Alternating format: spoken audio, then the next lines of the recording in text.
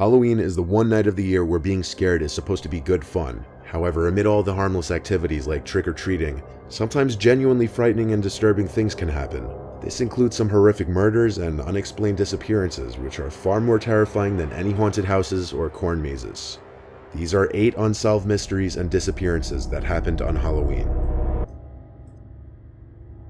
In 2015, 24-year-old Michael Miller and his friends were hosting a Halloween party in the house that they rented together on Halloween night. Michael says they invited around 40 people and told their friends to bring friends, and the crowd that came was actually around 40 people. At Halloween parties, typically people's costumes don't cover their faces unless part of the costume involves a mask or a face covering. But even when a costume will include a mask, usually at least at some point at a party it would be expected for the wearer to take it off just to let their face breathe for a little bit. That's why Michael and his housemates were suspicious when there was one guy in basically regular clothes, but who was wearing a gruesome looking Halloween mask referred to as an Elephant Man mask. He was sitting in a chair just seemingly doing nothing, making some of the guests confused and uncomfortable. Nobody knew who it was, so Michael eventually went up to the guy and asked who it was, to which the man replied Billy in a deep voice.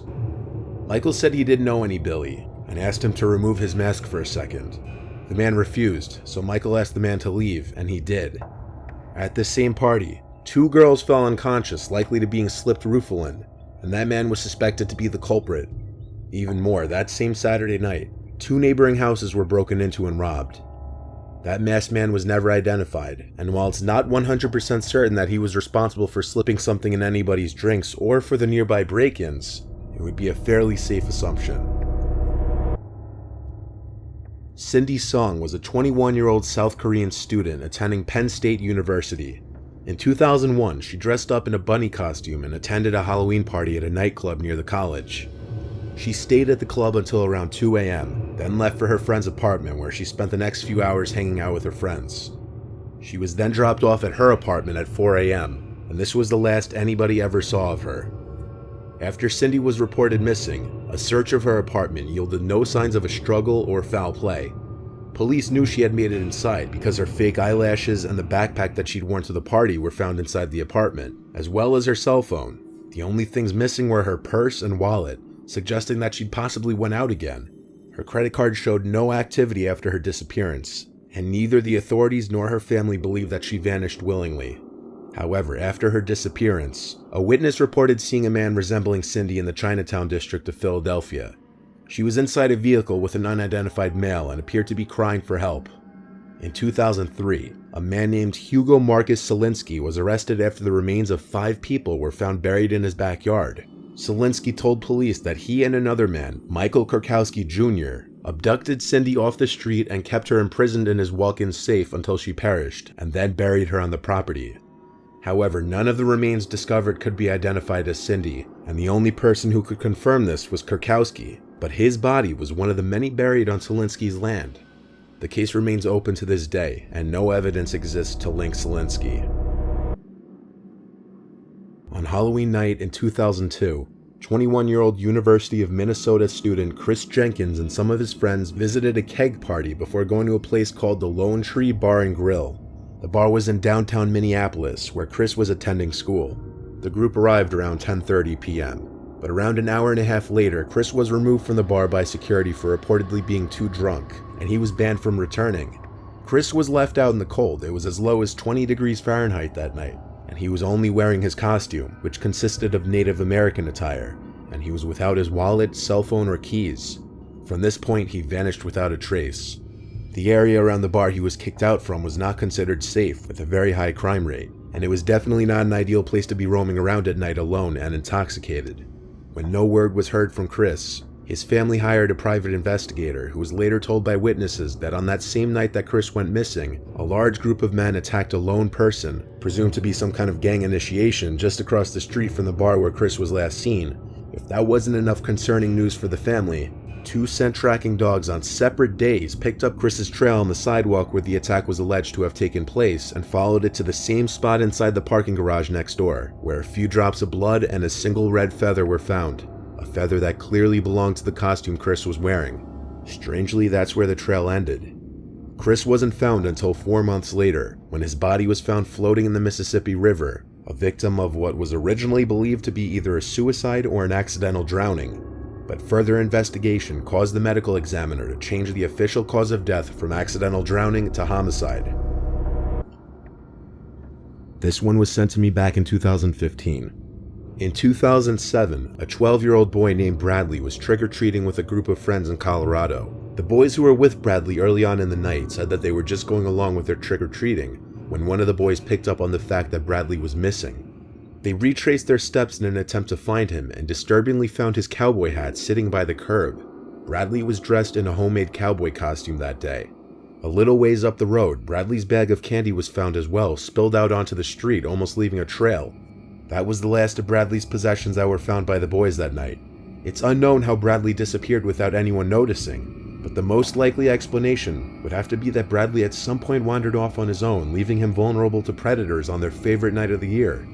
But the only thing that may take away some credibility of that possibility would be the fact that a week later, Bradley's mother found his glasses in the backyard. The strange part was that Bradley's friends all said he was wearing glasses the last time they saw him, indicating he may have went back home in between the period that he went missing. No information was followed up with since. David Stone was a successful stock market analyst, making good money and a stable career, described by friends and family as a bright, sharp young man. However, a few days before Halloween of 1988, he left his home during a Halloween party when a heated argument with a party guest turned violent. This was strange because anyone close to him would say he's the least violent person they knew. A few people reported seeing David sitting next to his car on a highway, until he apparently set off on foot into the desert. He was spotted by witnesses several times that day, including a farmer who found him wandering around on his property severely underdressed for the cold weather. He was apparently muttering something about being in search of the beast before vanishing for good. He was last seen on Halloween Day. His car was found on November 5th off the same highway. Search teams headed north from the location of the car and found two pyramids made out of rocks and surrounded by a triangle, with David's Rolex lying next to one of them. 3 miles further north, they found a Fibonacci sequence, which is a number pattern used in stock analysis, etched into the soil. Bloodhounds were able to track David's scent along the highway 13 miles north from where his car was abandoned, but the trail went cold.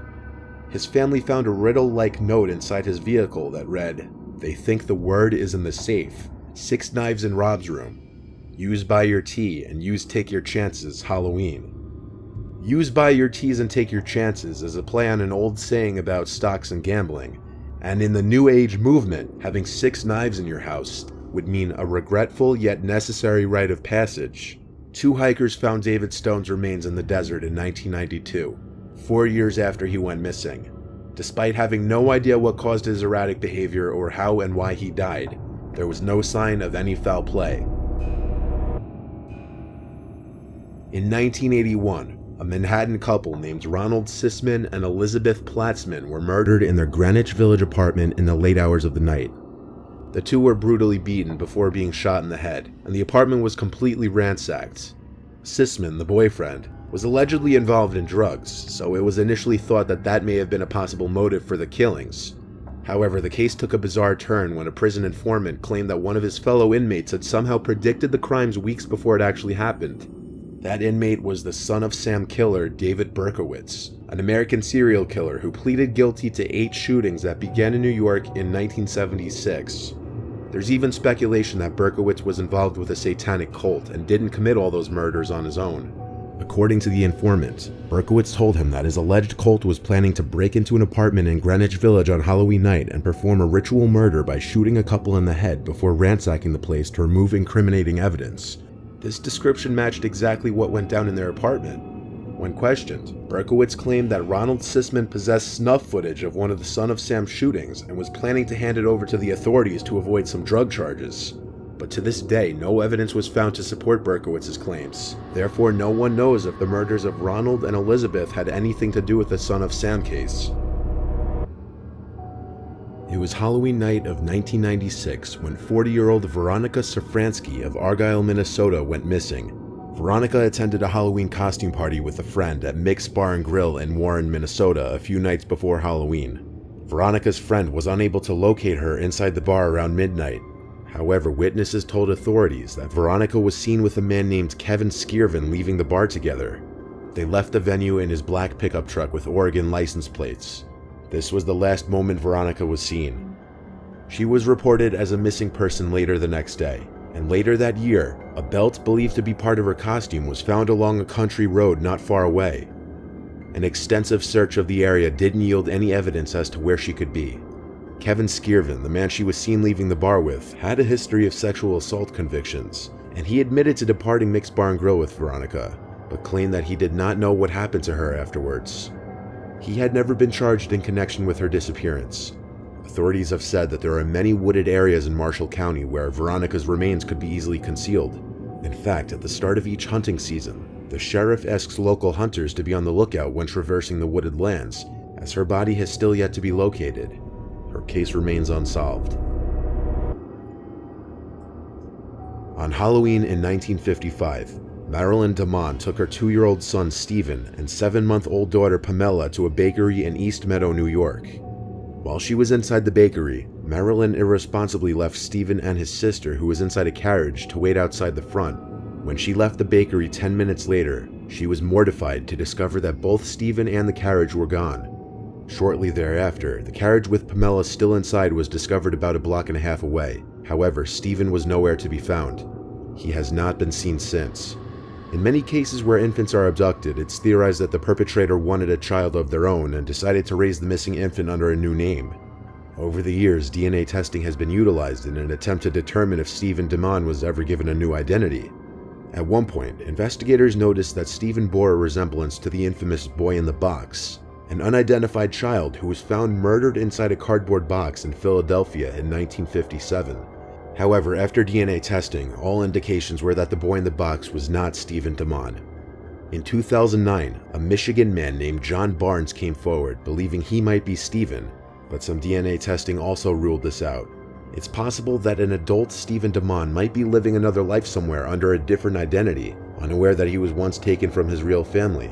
It may also be a possibility that Stephen was murdered long ago, and his body was never found. Either way, his current whereabouts, dead or alive, continue to remain unknown, and at this point, will probably never be known.